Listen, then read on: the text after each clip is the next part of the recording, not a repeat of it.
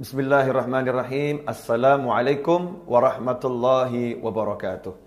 Kaum muslimin dan muslimat yang dimuliakan Allah, alhamdulillah kita berada di bulan Sya'ban yang dimuliakan Allah Ta'ala. Bulan yang terletak di antara Rajab dan Ramadan, yang mana Nabi kita Muhammad sallallahu alaihi wasallam telah menyatakan kepada istri beliau Aisyah radhiyallahu ta'ala anha, ketika Sayyidah Aisyah radhiyallahu ta'ala anha bertanya kepada beliau, mengapa beliau tampak berpuasa lebih banyak di bulan Sya'ban ini dibandingkan bulan-bulan yang lain. Maka Rasul pun bersabda, "Dzaka syahrun yaghfurun nasu anhu baina Rajabin wa Ramadan, wa huwa syahrun turfa'u fihi al-a'malu ila rabbil alamin, wa uhibbu an yurfa' 'amali wa ana sha'imun." Bulan Sya'ban adalah bulan yang banyak dilupakan oleh umat manusia. Banyak umat manusia yang merupakan bulan Sya'ban ini, bulan yang diapit oleh dua bulan mulia, yaitu bulan Rajab dan bulan Ramadan. Di bulan Sya'ban inilah amal umat manusia diangkat, dilaporkan kepada Allah Subhanahu wa ta'ala. Dan aku ingin amalku dilaporkan sedangkan aku dalam keadaan berpuasa. Kaum muslimin dan muslimat yang dimuliakan Allah, kita telah berada di bulan Sya'ban, dan di bulan ini ada satu malam yang sangat mulia, malam yang penuh dengan barakah, malam yang penuh dengan rahmat, malam nisfu Sya'ban. Para ulama rahimahullah di seluruh penjuru dunia mengajak umat Islam untuk di malam nisfu Sya'ban berbondong-bondong mendatangi surau, langgar, masjid, musola, berdoa, berzikir, berkumpul untuk mengingat Allah Subhanahu wa ta'ala. Karena itu, mari di malam nisfu Sya'ban di bulan ini kita semua mendatangi surau, langgar, musola, dan terutama masjid untuk berkumpul, berdoa, berzikir kepada Allah Subhanahu wa ta'ala. Manfaatkan malam itu untuk menyongsong Ramadan. Manfaatkan malam itu untuk menggapai ampunan Allah Subhanahu wa ta'ala. Jangan sampai kita lupakan malam yang mulia ini. Karena dalam suatu hadis, Sayyidatuna Aisyah radhiyallahu ta'ala anha pernah suatu malam mencari baginda Muhammad SAW yang malam itu tidak ditemukan di samping tempat tidurnya. Di awal tidur bersama Sayyidatuna Aisyah, kemudian di tengah malam Sayyidatuna Aisyah melihat Rasulullah SAW tidak berada di sisinya. Maka beliau pun mencarinya dan mendapati Nabi Muhammad SAW sedang berada di pemakaman Baqi, pemakaman para sahabat radhiyallahu ta'ala anhum, dan Rasul sedang menengadahkan wajahnya ke langit dan berdoa kepada Allah Subhanahu wa ta'ala. Kemudian Sayyidatuna Aisyah pulang ke rumah dan Rasulullah SAW kembali ke rumah.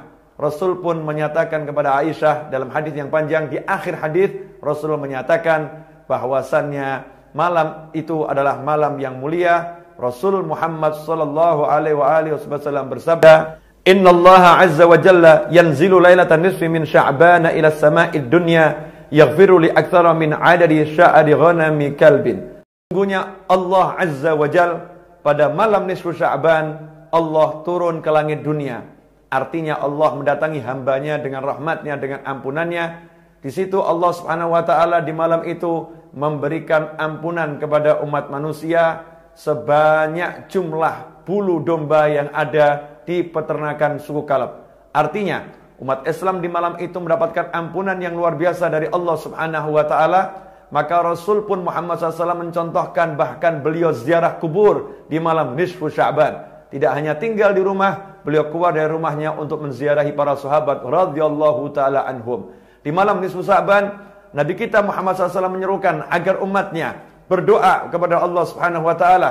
Dalam suatu hadis Nabi Muhammad SAW bersabda, "Idza kanat lailatul nisfi min Sya'ban faqumu lailaha wa sumu naharaha fa innallaha yanzilu fiha li ghurubi syamsi ila sama'id dunya fayaqulu ala min mustaghfirin li fa aghfir lah, ala mustarzikun fa arzuqah, ala mubtalan fa uafiyah, ala kadza hatta yatlu'al fajru."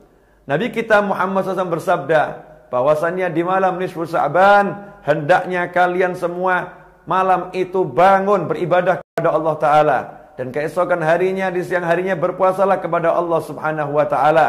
Karena sesungguhnya Allah ketika terbenamnya matahari di malam nisfu Sya'ban, Allah turun ke langit dunia. Kemudian Allah menawarkan kepada hamba-hambanya, adakah di antara kalian yang butuh ampunan? Maka aku akan ampuni. Adakah di antara kalian yang butuh rezeki? Aku akan berikan rezeki. Adakah di antara kalian yang butuh diselamatkan dari sesuatu yang tidak baik yang dia peroleh? sesuatu yang gak enak yang dia peroleh, maka aku akan selamatkan dia, aku akan sembuhkan dia. Apakah ada? Terus Allah menawarkan hal itu sampai berakhirnya waktu malam, sampai terbitnya waktu fajar. Ikhwani rahimakumullah, tawaran Nabi Muhammad SAW dan seruan beliau ini jangan kita abaikan. Hanya karena alasan hadisnya dhaif, hadisnya kurang kuat.